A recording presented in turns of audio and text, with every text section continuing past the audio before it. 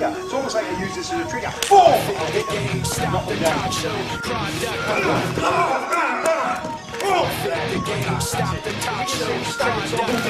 You're taught to know, forfeit the game. Cause tomorrow, when it's all done, you reap what you sow. Hit it. Boom, boom, boom! Bang! I hit him. Boom, boom, boom! And then I'll put it.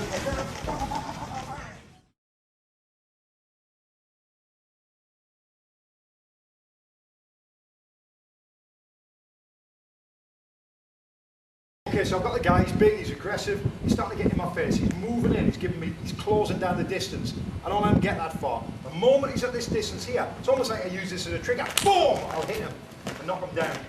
Pull it. Boom! There, like that, that's it. As you can see, he's staggered, so I'm moving in, boom! And I'll hit him again. And I'll make sure I hit him until he stays down. That was quite nice. Yeah. So, boom! There. Down. And I'll make sure he stays down. So I've lined him up, okay? Situation's getting tense. Bang! And I follow him down and make sure I stay with him. You'll notice I didn't go to the ground. I'm not going to roll around on the ground fighting him. It's dangerous.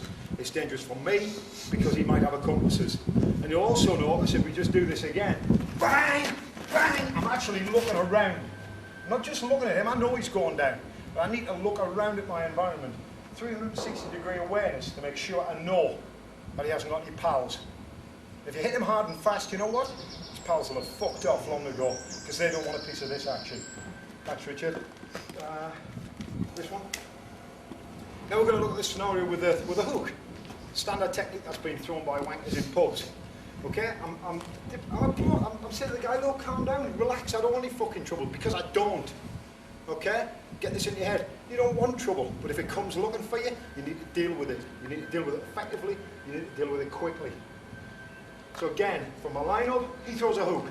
Bang! I hit it. Boom, boom, boom! And I'll hit him again and again and again. You'll notice I had hold of his head that time. That makes for a particularly effective. So I've got the distance. I'm controlling the space. He moves in. Boom! I hit him with this. I hit him with this, okay? And again. If he does go down, I grab his head and actually throw him down and strike. Open hand again, the head. Notice also, I'm dropping the knee on his thorax here. I'm dropping all of my body weight onto his chest. This creates a lot of damage. Do full speed. Yeah.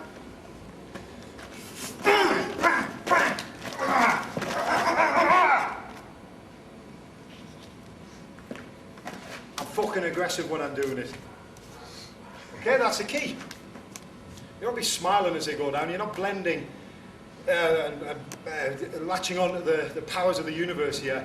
You're beating the shit out of this guy. Okay? Might look like Aikido, but it's not. Again? Or should we do another one? Another perfect example against a hook. Okay? Richard moves at me with a hook. I step in. I actually step inside of the hook. I can strike him here or here. Okay? And once I've got him here, I've got a lot of control. Once I've got him here, I can pull him down and throw him over. Boom! Bang! Bang! Again, striking the head. That was a nice fall. No, that's a good one. Are you okay? Okay, so you can see what we're doing here. Again, I step inside and hit him. See what I'm doing? I'm actually hitting him here. Okay? Or here. Choice is yours. What's your favourite weapon? Use it. Train it. Bang. From here, I'll just roll him down, throw him over. Nothing fancy there, and drop on him. I'm actually slapping on the head, but bouncing his head off the surface beneath. Okay, in this case, concrete. It's a car park. That would do a significant amount of damage to him. This would work against a knife. If he's got an edged weapon of any kind, it would work the same way. Okay? That's for another DVD. Okay, again, the jab slap, okay? It's from your lineup. He moves towards you, boom! There he goes. Straight down, and that's how he should go down. It's not very dramatic, it's not very movie-like, but that's how he'll go down. You can see that he's finished with. The same effect will be from the palm heel straight to the head as well. So for example, from here, yeah, boom, there. There he goes. If he hasn't gone down, I'm moving in, I'm watching, I'm going to hit him again. You've got plenty of time between those two strikes. Don't think you've got to dash in. You're not scoring points in a competition. You're finishing this guy off. Now you may notice that after I've hit him, bang, there, I'm looking around. I'm making sure that there's none of his accomplices around. And that is how you do a preemptive slap, jab slapper, the way it's used by the SAS.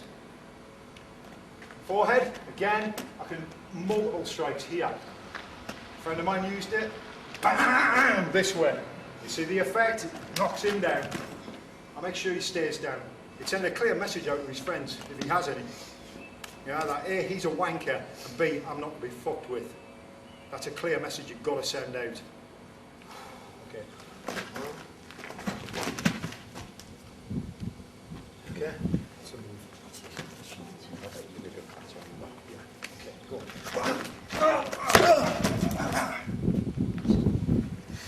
Alright? Do you want that forward?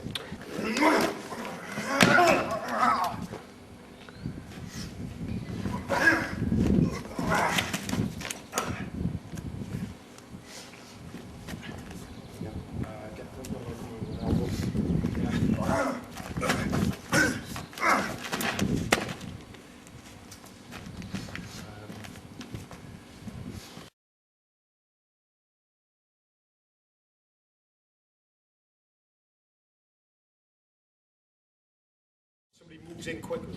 Someone who moves in, gets hold of you, physically tries to control your space. This would happen in pubs, in clubs, close range places where people are mingling together. When you're in this sort of situation, you've got to take the best possible opportunity to deal with it effectively. You don't want to be trying to struggle and fight against him. Just move. Just step and move. You can move from any position and move and grab the head. So I've got, again, head control. Taking Richard down and into the ground. Okay? And from those close range positions, yeah, for example, from this side here, okay, what's to stop you striking the side of the head here? Right at the beginning of the DVD, I mentioned about striking the, hitting the eardrum. A cupped hand against the ear like this will create sufficient pain to knock this attacker down. And then I can reach for the head, and if I need to, head rip and a head control and takedown. Again, back to my final position. Okay? If he grabs me side on this way, where the arms are both trapped like this, yeah, it might feel trapped, but actually just with a slight movement, I've got control. Okay? Remember, these movements have got to be done quickly. I'm demonstrating it slowly for the benefit of you guys. But you can see from this position what I can do. The opportunities here to do tremendous amounts of damage are extensive. Taking him down and back this way, he's in real trouble. He's in a world of shit and a world of pain. Okay, here you go. Okay, so he grabs you. The moment he grabs you, bang, that's when you make your move. Okay, that's when you make your move. That's when you make your move. That's when you make your move. Okay? You can see from this position, it's something quite interesting here. Look at what you're doing. All I've got to do is that. He's taken down to the ground. You've just got to think about what's going on around you. You don't need to do martial arts to learn this stuff. This is obvious. Okay, let's see that again. He grabs me. Boom! I can move my elbow up and hit him here. Think about what you're doing. I can roll it over this way. I can grab his head. I can take him round and down to the ground. And when this is done at speed, it does tremendous amounts of damage to the head and the neck. We'll do this as fast as we can, but bearing in mind that I've got to be careful here because I can do serious damage to Richard's neck. He moves in. Bang! Move! Quickly take control. Bang, bang, bang. I'm going down. If his hand's up, he's protecting his head, fine. Hit the side of it. It doesn't matter. If his hand's up, throw it away and then hit him again. Okay? It's all about that aggression. We'll see again. He grabs me this side. Every time it's going to be different. I'm in a different position this time. From here, it's pretty obvious what I can do. Some of you martial artists out there will be going, oh yes, chop to the groin. Fine. If that works, fine. Wouldn't be my first option. My first option would be to turn and hit him here. Because again, I don't want to just hurt him. I actually want to knock him out. So I've just opened up the jaw area here. And there he goes again. Oh, and down he goes. Okay? So let's see a couple of those at speed. Because to be perfectly honest, I don't know what I'm going to do until he attacks me. And that's the situation you're going to be in. What you've got to learn to do is build these SOPs, palm heel strikes, elbows, knees, head controls. Watch what happens. Let's see what happens. Okay, moves in. Boom.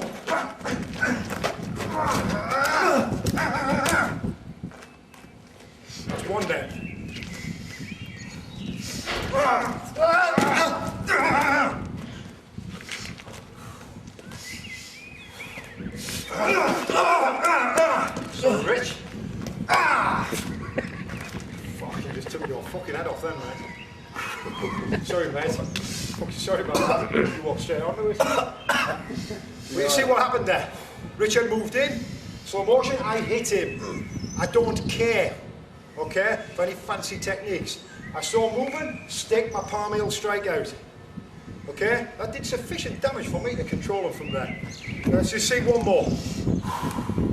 Let's say you're really switched off. Let's leave it. Let's say you're really fucking switched off. Remember, none of this works if you're pissed.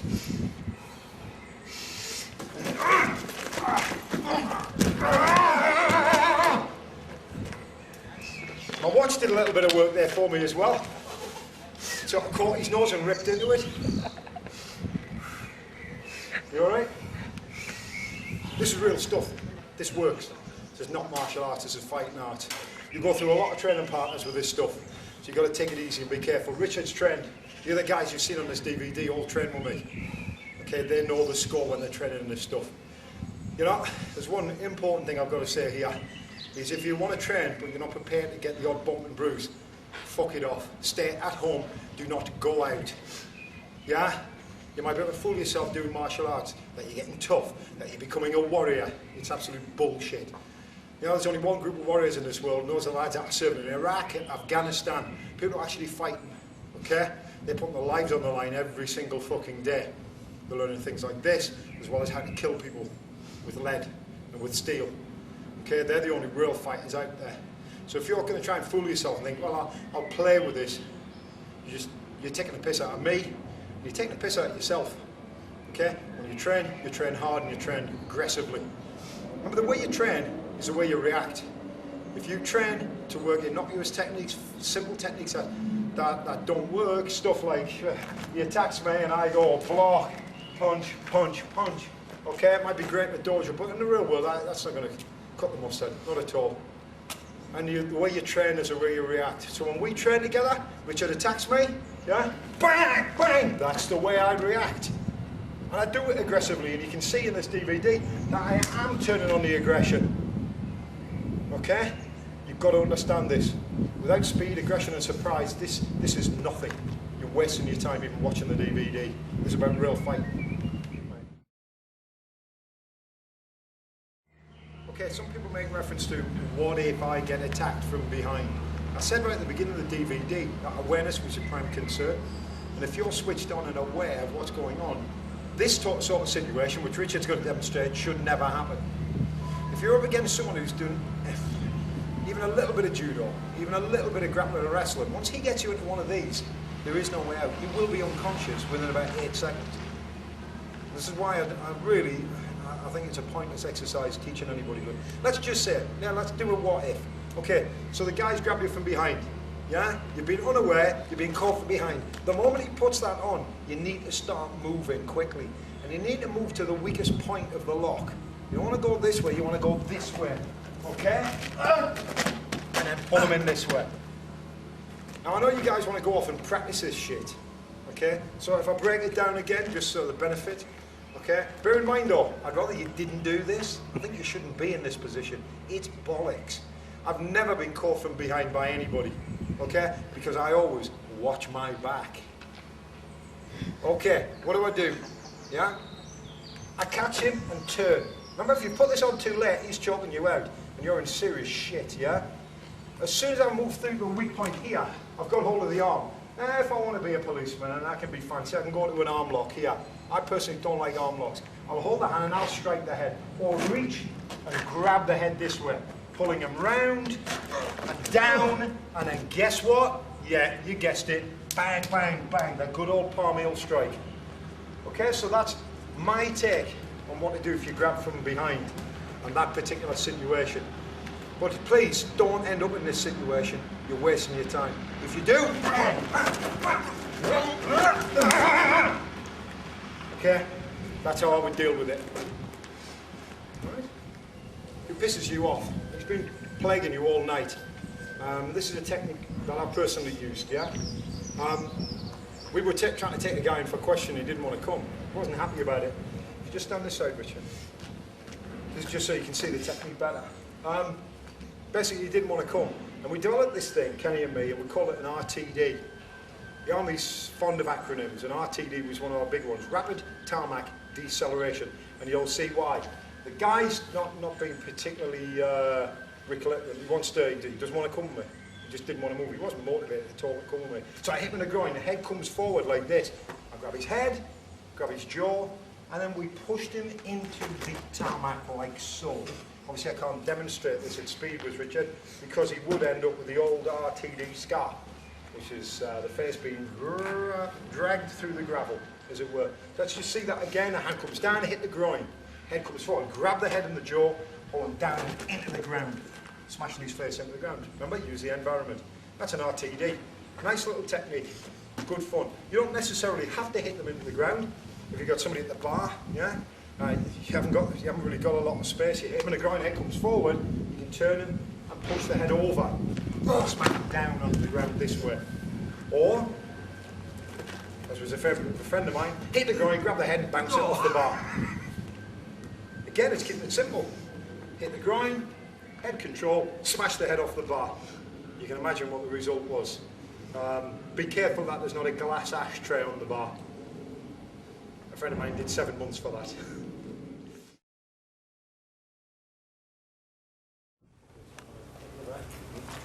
Okay, so from here.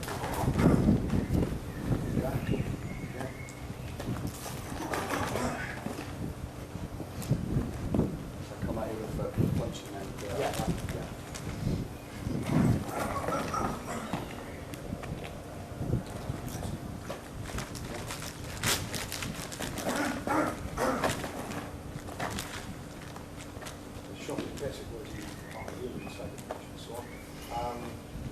important thing is I'm stepping inside each time.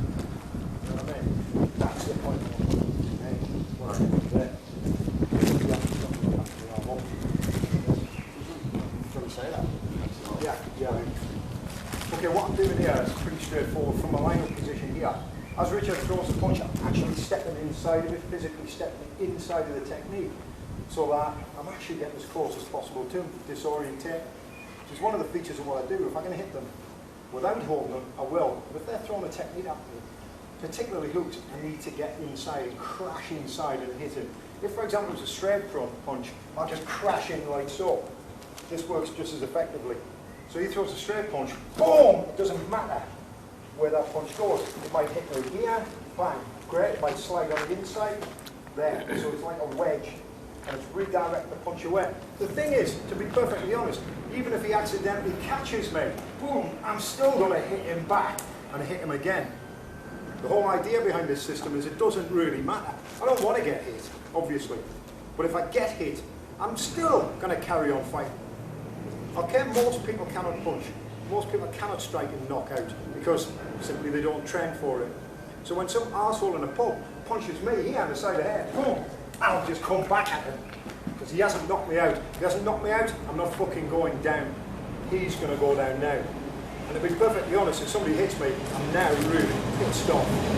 Okay, get back to the point, okay? Whether it's a hook or a straight punch, I'm going to move forward and in every single time. And that doesn't matter whether it's a right or a left. If he throws a left, I'm just going to move in.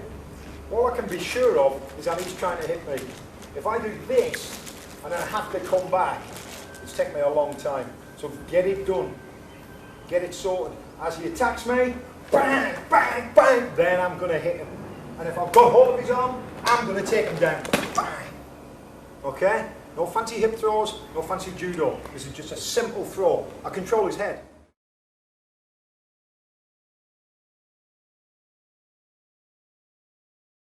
By controlling the head, you can do a lot of damage. By controlling someone's head, I can actually control all movement. Laterally, like this, or like so, and knock them to the ground. Okay? So I'm in a palm heel strike. There's no reason why I can't be turned into a head grab and a hair rip, and then a head rip, and take him round and down to the ground like so, providing he's got hair. It doesn't matter if he hasn't got hair. For example, Andy, I'll just get Andy in. He doesn't have hair, so I haven't got the benefit of grabbing a bouffon hairstyle as Richard. Yeah? I can still grab the head and hold on to the head. Once I've got hold of the head, I can hit him with elbows, I can hit him with palm heel strikes, or I can just grab the head and throw Andy to the ground. and finish him off. Okay? So bear that in mind. Don't go for grabbing clothing because it rips and tears. Okay? And you can get away from me. Okay? I'll go for the head. And once I've got the head, I can rip the face around like so and pull them down to the ground. Okay? That's handy. So, controlling the head's vitally important. Strikes are my first priority, always. Strike, hit them hard, hit them fast. Once I've moved in, I've got control of the head, I can then take them to where I want them. That could be the corner of a wall, it could be the floor, as you've seen. Yeah, it could be the corner of a door, it could be the edge of a car bonnet. Depends on the environment. And what we said right at the beginning of this DVD, look at the environment. There's a lot of stuff you can use, and I don't just mean a pick up. I've got some ammo cases down there. If Richard kicks off now, yeah, and I hit him, boom, I can grab him and start to throw him into these objects here. Exceptionally painful. Okay? If he's standing here and he throws a strike at me, boom, I move in. You see, I've got that same old trap that we had earlier on. I hit him, and then I push him down, and his head hits the corner of those ammo cases. Saves me a lot of trouble, saves me a lot of hassle, and do a serious amount of damage just by redirecting his head on any objects that you've got. Car bonnets I've already mentioned. The corner, big jeeps, big people carriers, that takes someone's head off. Okay? The corner of walls, the corner of door frames. Look at the surrounding area and use those key elements there to effect some sort of damage via the use of the head control. You see me already demonstrate this head control and this head control. I mentioned about head rips. This is where you would physically grab the face like so, or the jaw, and rip the head round like this. Yeah? It's a particularly effective way of fighting someone close in, because once you've got control of the head, as I said earlier on, you've got control of the man himself. So you can turn those palm heel strikes into very effective orientation tools, if you like to call them that. Okay? So if we just demonstrate that once more, this time I'll demonstrate it with a strike with a web of the hand, which I've talked about. Richard attacks me, I move in, boom, I hit him in the throat. Yeah? Once I've hit him in the throat, I'll grab the head and pull him round. And you see what I'm doing now? I'm reaching down, I'm grabbing the head this way, and I'm pulling him round and down onto the ground, or onto the corner of an object, or in some instances, you know, onto my knee. Because the knee is one of the most powerful weapons you've got as well. Second to the elbow, the knee is a great weapon. Not a good initial weapon to use because it means you're on one leg. You don't want to be on one leg. You want to be up on both feet wherever possible. But the knee can be used here, for example. Again, that good old hook. Boom, I strike Richard, this time in the throat. I grab his head, pull it down. And then from here, I can knee to the face. Okay, my preference is always a knee to the body. Yeah, wherever possible. But that subsequent control here allows me to control the ground. And again, finishing them off with that good old jab slapping. Knees, primarily for my purposes, are directed to the bladder or the groin, preferably the bladder. Because you hit someone in the bladder, which lies just below the navel, okay, the belly button here, yeah, if that bladder's full and you knee it, strike it in any way, it will start to split and burst. This causes major internal damage. It's quite a serious technique to use on anyone. Of course, you wouldn't know that he just had 10 pints. So when you hit him, it's an expanded bag that splits rapidly. Okay? An example here, the way I would use it, I'd come in, I'd strike Richard again with this, or here, grab it and then knee deep into the body cavity here. And if I slam it in hard enough, it'll wind him. It'll take the wind out of his cells. And from here, guess what? I just go into my good old head rip. There he goes. Bang. Straight down again. Standard operational procedures. You see how I always end up with the same technique. I'll finish off. My intention here is not to show you thousands of different techniques, but how to use some simple techniques in thousands of different scenarios. Because each scenario is going to be different.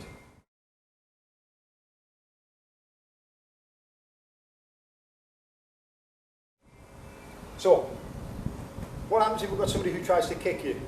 It's quite common. They'll take a swinging kick at you. Not as common as punches. How do we deal with that? Well, let's have a look at it. We can see Richard's already on one leg. And unless he's a martial artist, unless he's a good Thai boxer, those kicks aren't going to really do much damage. I actually always go to the point where I'll just grab one. Or, if he's sort of coming up here, I'll actually step inside of it, this way. You can see a kick coming a mile away because the hip chambers and it's a big setup, it's like, whoa, here it comes. Okay? As soon as that kick comes in, you'll see that I'll move off to the side and hit with the throat. You'll see that I can step off to the side and slap him. And take him out with a palm heel strike. So I'm moving again inside the kick.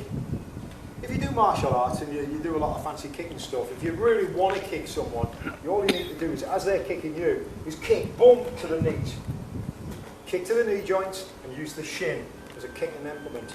So as the kick comes, I'll step across and kick that knee out. I don't need to tell you how much damage you can do with that. And it's not really possible for me to show you against Richard, because it would be incapable of walking for a couple of months. Because I would take out the whole of the cruciate ligament and the knee joint and patella itself. Okay? Once you've kicked that leg out, I don't think there's really any need for you to be hanging around much longer, because he's not going to get up and chase you. If he does, then make sure you can fucking run, because he's tougher than you. Okay? So kicks can be evaded, like so, using strikes to finish him off. Yeah? Can be evaded by stepping across and kicking out the support knee. Can be grabbed, like so, catch it, lift it up, and there he goes. Throw him on his arse. He goes straight up in the air and he goes crashing down on the ground. Okay? There are some schools of thought whereby if the kick comes in, bang, I'll step off to the side and grab it. Okay, that's fine. Experiment with this particular aspect of fighting. I personally have never been kicked in any type of street fight. I don't know anybody, my personal friends, that have ever been kicked either. Generally speaking, it's hands first. Well, gob first, hands second, brain last. Okay? Just use something to remember. It's good to train against kicks, but use your common sense. The kicks here are going to come straight at you here, which means he's off balance. Yeah? So by simple evasion, which is a natural reaction, you'll tuck your body. You can catch that leg and throw him up in the air. Or taking a bull by the horns and actually stepping inside of it and kicking out the knees. Yeah, there's lots of techniques like Wing Chun use different types of standard. Thai boxing use techniques like this known as neb, peck kicks to the knees. They're fine, but there's a chance that your kick, his kick will get you first, so you're going to get hurt. Wherever you can, either catch the leg or move away from it by moving off to the left or the right, yeah, or moving straight down the centre line and turning the body as you move in.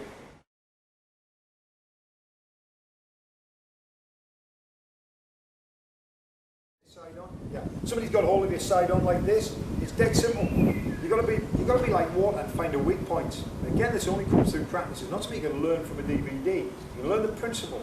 Okay, so listen to what I'm saying. As he's grabbed you there, start to move around it and go straight for the head.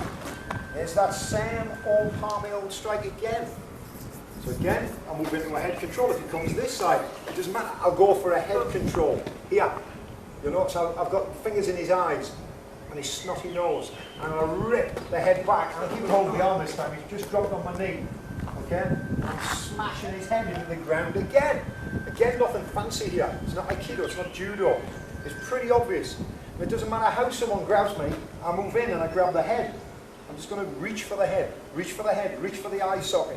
Go for all those soft targets I talked about earlier on. Control it. There he goes. It's easy. No fancy footwork even. It's simple body mechanics, and I'll finish with that again. SOP, standard operational procedures.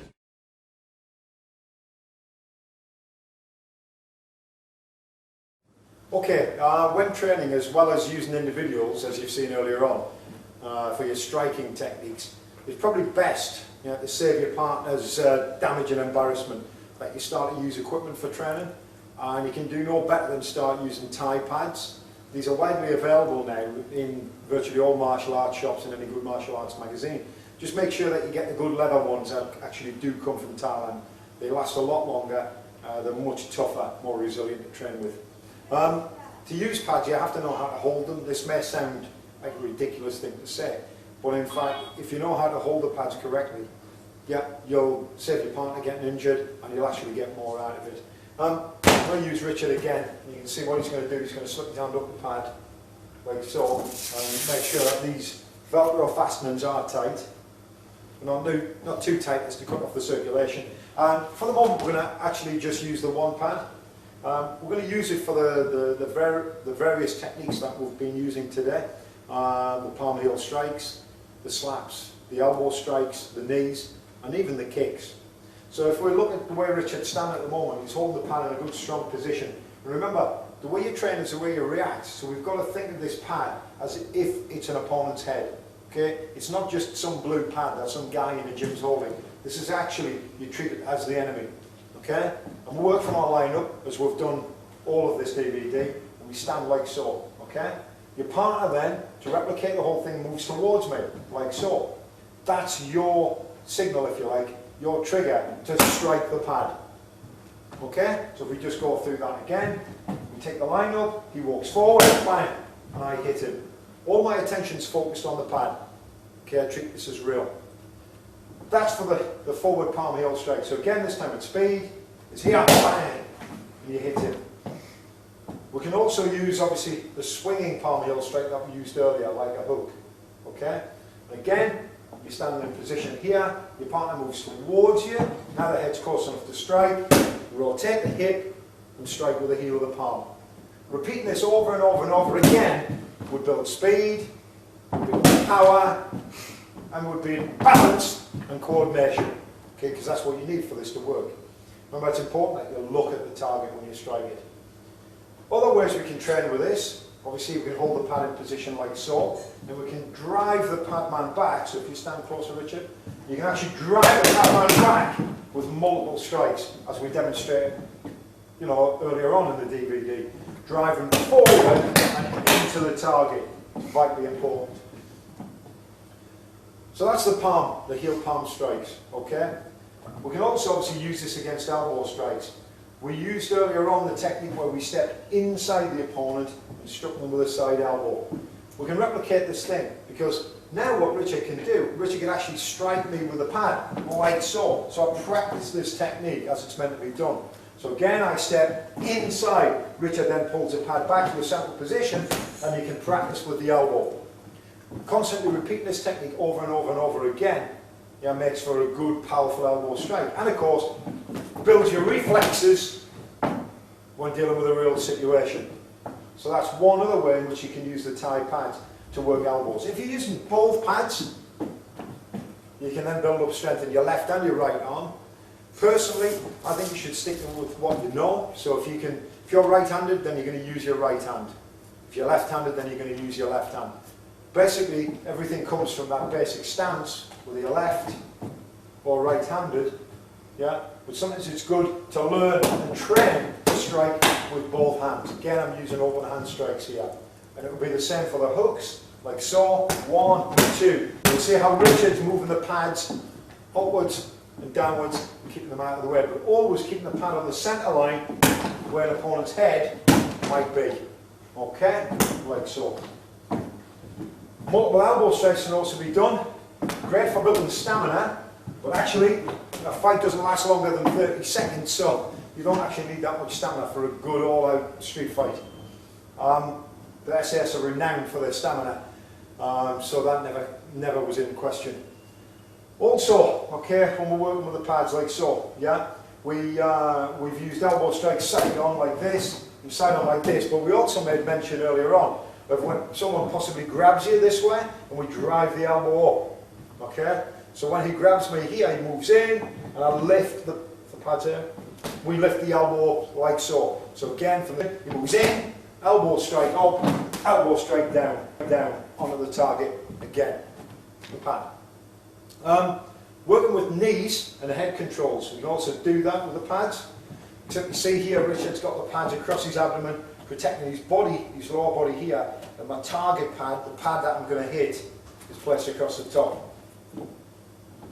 Pads are in position here. And all I'm going to do here is control his head, as I would do from some of the exercises we did earlier, and then drive that knee up and into the pads. And in order to get a really powerful knee, okay, you'll see that what I'm doing is I'm coming up on the toes and driving the hip forward and in. This gives you a maximum driving power, maximum power into the pad to finish the opponent off. With regards to actual scenarios, I mean, you can build a whole scenario here. If Richard, say for example, comes towards me, he attacks me with a hook.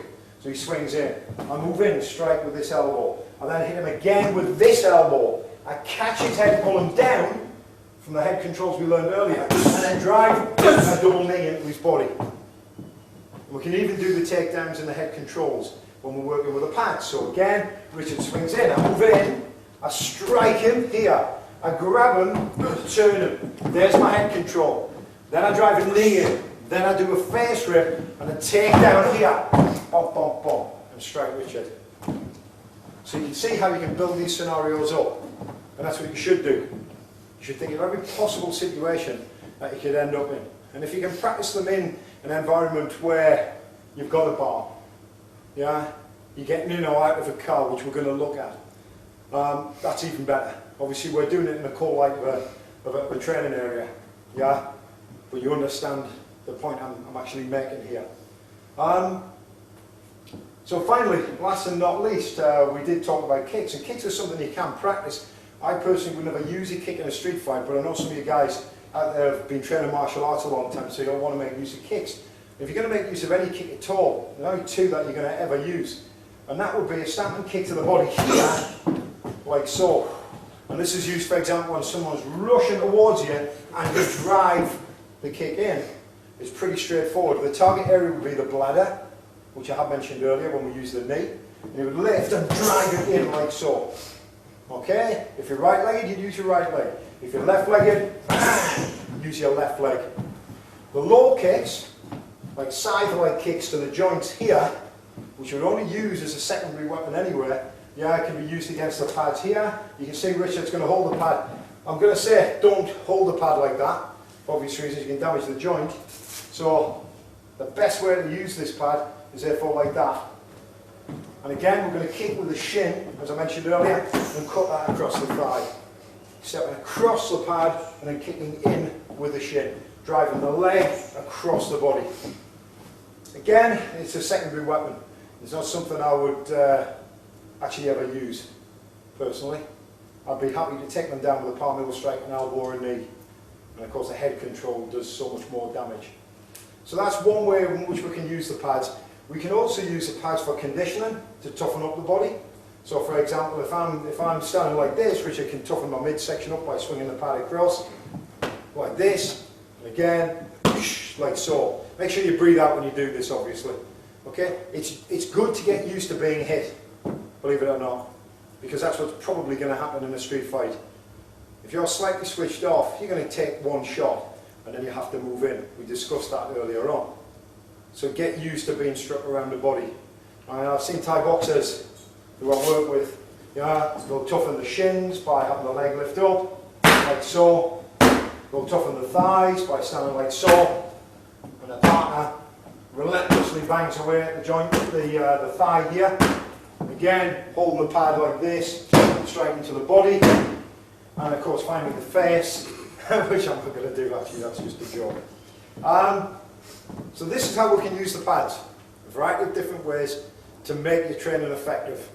You must learn to hit the pads correctly. You can't just train in these techniques in isolation, you need to hit equipment. If you've got bags, use the bags instead. Okay, I think that makes that clear. Okay, what we need to do in order to make your self-protection effective, yeah? And it's where all of us guys in the SAS used to do it. We used to use triggers, or what they call anchors, okay? It's basically something that happens to you that associates with a specific state of mind. So for example, I mean, an example of an anchor would be you're in a bad mood, you hear some good music on the radio, suddenly your state changes, you feel good about things. In this situation, we want to turn on the aggression.